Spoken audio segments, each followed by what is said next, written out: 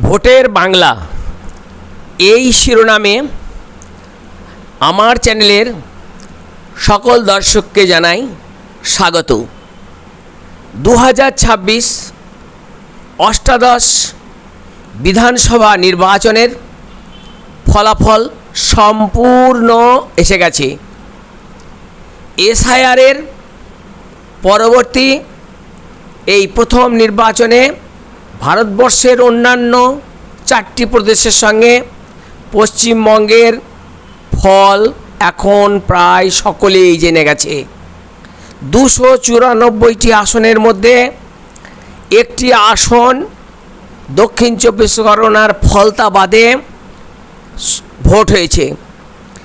ভোটের শতাংশ ছিল প্রায় 94%। এই ব্যাপক যে জনমত, সেই জনমতের ইভিএম খোলার পর যে রেজাল্ট দেখা গেল, তাতে শাসকের পরিবর্তন ঘটল। অভাবিতভাবে এই শাসক অন্তরালে চলে যাচ্ছে।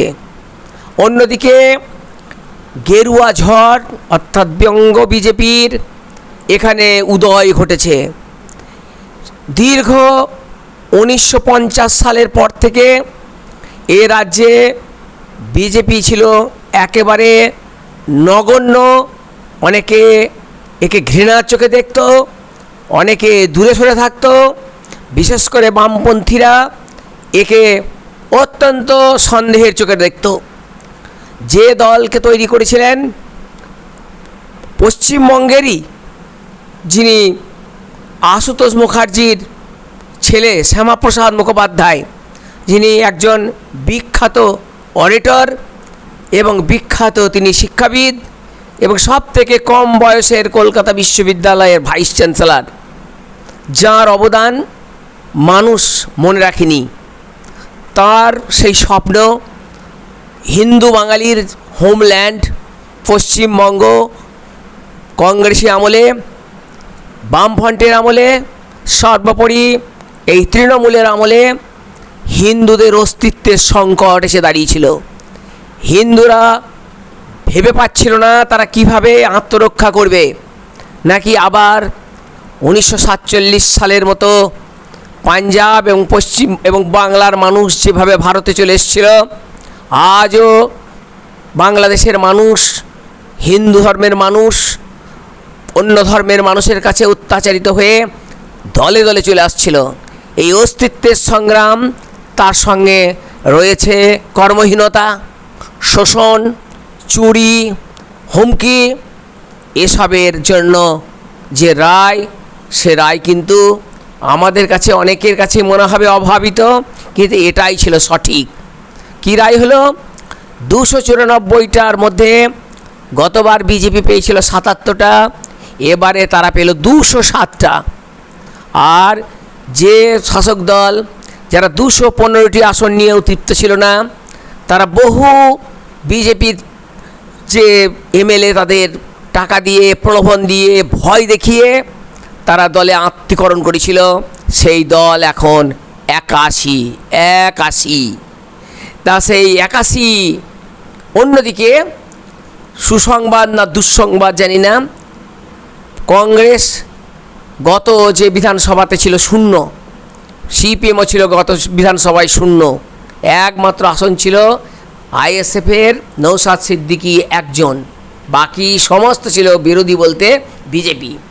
এবারে নৌসাদ সিদ্দিকী তার আসন ধরে রেখেছে। অপরদিকে কংগ্রেস একটি মাত্র সিট পেয়েছে, সেটি হচ্ছে সুজাপুরের। আর সিপিএমেরও একটি মাত্র সিট পেয়েছে, সেটি হচ্ছে দমকলে, সেটি হচ্ছে মোস্তাফিজুর রহমান এবং সাবিনা ইয়াসমিন।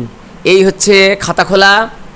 মহা মন্ত্রীর পতন ঘটেছে, মহা ব্যক্তিত্বের পতন ঘটেছে, কিন্তু হিন্দুত্বের ভোট, হিন্দু জাতি একত্রিত হয়েছে আত্মরক্ষার তাগিদে। তার থেকেও বড় কথা, এই পশ্চিমবঙ্গকে পশ্চিম বাংলাদেশ করে তোলার এক যে প্রবণতা, সেটা দিন দিন দেখা যাচ্ছিল। পশ্চিমবঙ্গের নানা প্রান্তরে সংখ্যালঘু হিন্দু যে গোটা দেশের তুলনায় হয়তো সংখ্যালঘু অন্যরা, কিন্তু এমন এমন জেলা আছে পশ্চিমবঙ্গে যেখানে হিন্দুরা হচ্ছে সংখ্যালঘু। সেই সংখ্যালঘু হিন্দুরা ত্রস্ত ছিল, বিশেষ করে ওই ওয়াকফকে নিয়ে। মুর্শিদাবাদের যে জাফরাবাদ, সেই জাফরাবাদে হরগোবিন্দ দাস এবং চন্দন দাসকে যেভাবে হত্যা করা হয়েছিল, সেই কুপিয়ে হত্যা করার সেই যে নৃশংসতা, বর্বরতা, সেটা হিন্দুদের মধ্যে ত্রাস সৃষ্টি করেছিল।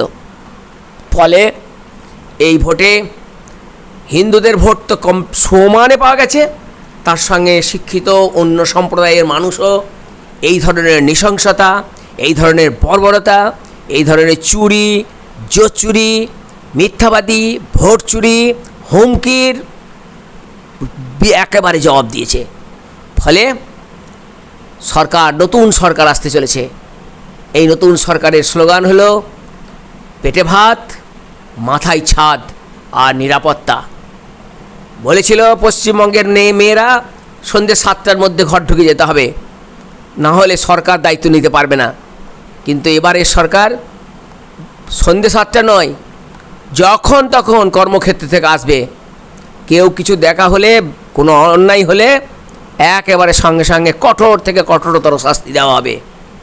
তবে এই মুহূর্তে সংবাদ একটু এরকম, বহু চোর গুন্ডা যারা শাসক দলে থেকে অত্যাচার চালিয়েছে, তারা গেরুয়া রং মেখে নিয়ে ছদ্ম বিজেপি সেজে নিজেদেরকে আক্রমণ করছে, যাতে দোষটা এই নতুন সরকারের উপরে পড়ে। কিন্তু এসব চলবে না, কঠোর হস্তে সব দমন করা হবে। আর আপনারা যে কালীঘাট থেকে বারবার ফিরে এসেছেন ওই রাস্তাতে যাবার জন্য, হরিশ মুখার্জি আর হরিশ চ্যাটার্জি রোড এখন শুনশান, ফাঁকা, সব ব্যারিকেড উঠে গেছে। এবার আপনারা দেখে আসতে পারেন, যেখানে ছিল কালীঘাট সেখানেই চলে গেছে। অধ্যত্ত অহংকার এই বহুদলীয় গণতন্ত্রের দেশে একেবারে মানুষ সহ্য করে না।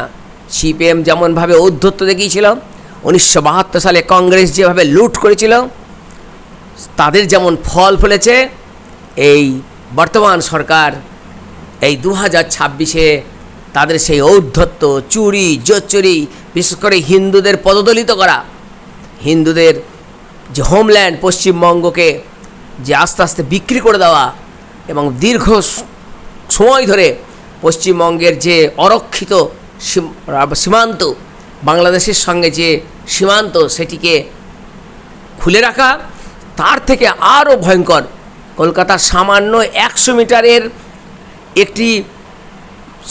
একটি সামান্য সময়ের জন্য যে মেট্রো রেল চিংড়িঘাটায় হতে পারছিল না, এই যে সামান্য টুকিটাকি সমস্যা, এবং বিশেষ করে এখানকার মানুষ কেন্দ্রীয় সমস্ত সাহায্য থেকে বঞ্চিত হয়েছে, তার থেকে আশা করি এবার আমরা মুক্তি লাভ করব। আসুন আমরা একটা নতুন বাংলা এবং ভারতবর্ষের অন্যান্য প্রদেশের সঙ্গে আমরাও পশ্চিমবঙ্গ আজকে বলতে পারবো আমরা ভারতবাসী, আমরা পশ্চিমবঙ্গবাসী, আমরা এই দেশে, আমরা দেশপ্রেমী এবং আমরা এই দেশকে ভালোবাসি। এই দেশেই আমরা জন্মগ্রহণ করেছি। তাই শেষ কথা বলতে চাই, বন্দে মাতরম, বন্দে মাতরম।